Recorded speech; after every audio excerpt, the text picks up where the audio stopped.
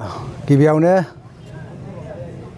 दिनै नैबे जोंनि प्रग्रामावहाय नुजाफैनो हानाय नोंथां मेडियामोनखौ हामबाय होग्रोबाय।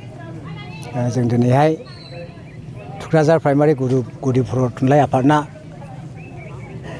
बर' थुनलाइ आफाद गायसन सानखौहाय जोङो साननि हाबाफारि लानानैहाय जों खुंबाय। मैयाहाय 15 थारिख बेवहाय जोङो हारिमु बिथिङावहाय जों बादायलायनाय हाबाफारि लाबाय।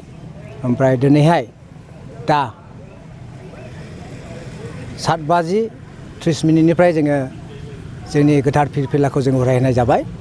बेनि उनावहाय दा नैबे प्रग्राम जोबनाय लोगो लोगो 9 जोङो खन्थाइ बादायलायनाय सावगारि आखिनाय हाबाफारि जों लागासिनो दङ आरो बे सोलिगासिनो दङ। बेनि उनावहाय जोङो 12:30 जोङो गेवलां मेल खालामगोन। जोंनि बे गेवलां मेलावहाय जोंनि बारग' आफादगिरि चिरां जिल्ला बर' साहित्य सभानि आफादगिरि प्रानेश्वर बसुमतारी बिथाङा जोंनियाव आलासि हिसाबै फैगोन। बेनिफ्रायहाय EM मिस्टार रन्जित बसुमतारी बिथाङाबो जोंनि नैबे गेवलां मेलावहाय आलासि हिसाबै बाहागो लाफैगोन। बेनि उनाव गेवलां मेल जोबनाय लोगो लोगोनो जोङो हारिमु दिन्थिफुंनाय आयदा लादों। बेयो जोङो 6 जोङो 10 जोंनि हाबाफारिखौ लानाय जागोन। उद्देश्यआ जोंनि बेनो, जोंनि दानि देरबोनाय जे फरायसुला फरायसुलिफोर दङ बिथांमोना जेन जोंनि नैबे 14 नभेम्बरनि गासैबो ओंथिफोरखौ मिथिनो हायो आरो देरबोनाय जोहोलाव सिख्लाफोर गथ' गथायफोर फरायसाफोरनो जोङो गासैखौबो मिथिहोनो हायो। बे उद्देश्यखौ लानानैहाय जोङो दिनै नैबे 14 नभेम्बर गोथार सान जि सानावहाय जोंनि बर' थुनलाइ आफादा जोनोम मोनदोंमोन बेखौ मिथिहोनो थाखायनो बे थांखिखौ लानानैहायनो जोङो दिनै नैबे 14 नभेम्बरखौहाय जोङो फालिनाय जादों। बे प्रग्रामावहाय जोङो ओरैहाय बेंटलनिफ्रायहायबो बाहागो लाफैदों बादायलायनाय आयदायावहाय हारिमु बादायलायनाय खन्थाइ बादायलायनाय ओमफ्राय सावगारि आखिनायावहाय बेंटलनिफ्राय लानानैहाय जोंनि नैबे थुक्राझारसिम गासैबो बादायारिफोरजों बाहागो लाबाय थादों आरो लागासिनो दङ। बेयो फ्राय जाबाय थाबोयो गेजेरावहाय जोंना खय बोसोर 6-7 बोसोरसो गेप्स जाबायमोन। बेनिखायनो जोङो बेखौहाय जोङो फोजाखांफिननो थाखायहाय देग्लायहाय जोङो नैबे हाबाफारिखौ लाफिननाय जादों। उननि समावहाय जोङो हागौमानि सेस्था खालामगोन जोङो माने बोसोरे जोङो नैबे 14 नभेम्बरखौ जों फालिनो सेस्था खालामगोन आरो गोजौनिफ्रायबो डिस्ट्रिक्ट लेभेल सेन्ट्रेल लेभेलनिफ्रायहायबो बे मोनसे बिथोन दंखायो 14 नभेम्बरखौ खम बेसि परिमाणे गेदेर गोरलै हायाब्लाबो प्रग्रामखौहाय खालामबाय थानांगौ होननानै मोनसे निर्देश दंखायो। बे निर्देश मर्मेनो जोङो दिनैहाय नैबे हाबाफारिखौ लानाय जादों। दिनै बर' थुनलाइनि गोथार सान 14 नभेम्बर बेहाय जोंनि थुक्राझाराव फ्राय बेखौ बोसोरे खालामो गाजा गोमजायैनो।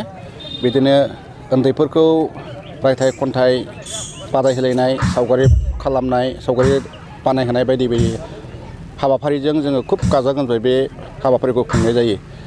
देग्लायबो 2021 मायथाइयाव जोंनि चिरां जिल्लाल' नङा दुलाराय बर' थुनलाइ आफादा मोनफ्रोमबो प्राइमारिखौ फ्लेग हस्टिं खालामनो थाखाय फिरफिला उरायनो थाखाय बिथोन होदों। थिग बेबादिनो जोंनाबो देग्लाय थुक्राझारा बे हाबाफारियाव खुब गाजा गोमजायै खुंदों। आरो बेहाय आङो आलासि महरै फंनैसो बाथ्रा बुंदों जे थुनलाइ सोरजिनायनि बेलायाव जोङो मा रोखोम गोसो लानांगौ थुनलाइखौ जों माबोरै सिबिनांगौ बिनि सोमोन्दै बुंदों। आरो गोदोनि जायफ्रानाखि बर' थुनलाइयाव नांथाबबोनाय 1951-52 बे मायथाइफ्राव जोंनि गेदेमाफ्रा थुनलाइ सोरजिनो थाखाय बर' थुनलाइ रावखौ मुलुगाव गेरेमसा मोनसे राव हिसाबै फोसावनो थाखाय बिथांमोना नाजाबोदों। जों बिसोरनि मुंखौ बुंनांगोन। बेनो जाहैबाय मा गौरीकान्तमोन, मदाराम ब्रह्म आरो दरकान्त आरो बेनिफ्राय जगेन्द्र कुमार बसुमतारी आरो बेनिफ्राय ओरैहाय बिसोरनि उनावहाय सबार ब्रह्म चौधुरी, चरन नार्जारी, प्रसेनजित ब्रह्म बिथांमोना बे समाव बर' थुनलाइनि थाखाय गोबां रायथाइ खन्थाइ लिरदों। ओमफ्राय बिसोरनि लिरनायखौनो जोङो जेब्लानाखि बर' थुनलाइया 1962 मायथाइयाव मिडियाम हिसाबै सोसनजायो जोङो बे समाव LP स्कुलाव जोंबो फरायदों बर' मिडियामनि जोंबो छात्र आरो बर' मिडियाम फरायनानैनो जोङो मास्टार साख्रि मावदों। दा बे बर' रावा बेसेबांबा गोजौआव थांबाय दा बेखौ रावबो फाहैनो हाला आरो जों बे बर' थुनलाइखौ बयबो सिबिनांगौ खुलुमनांगौ होननानै आङो बिबुंथियाव बुंखाबाय बेबादिनो जोंनि बे टुक्राझार प्राइमारिया साफ्रोमबो जोंनि बे थुनलाइ सिबिनायाव गोसो गुदुंजोब खुब सिनसियारै बे थुनलाइखौ फालियो आरो बेनिफ्राय प्रग्राम खालामो आं बारा गोलाव लाङा बेखौनो बुंबाय जायखिजाया जोंनि बर' रावा थांनानै थाथों बेखौनो आसा खालामनानै आंनि बे गुसुं बिबुंथिखौ बेयाव फोजोबबाय।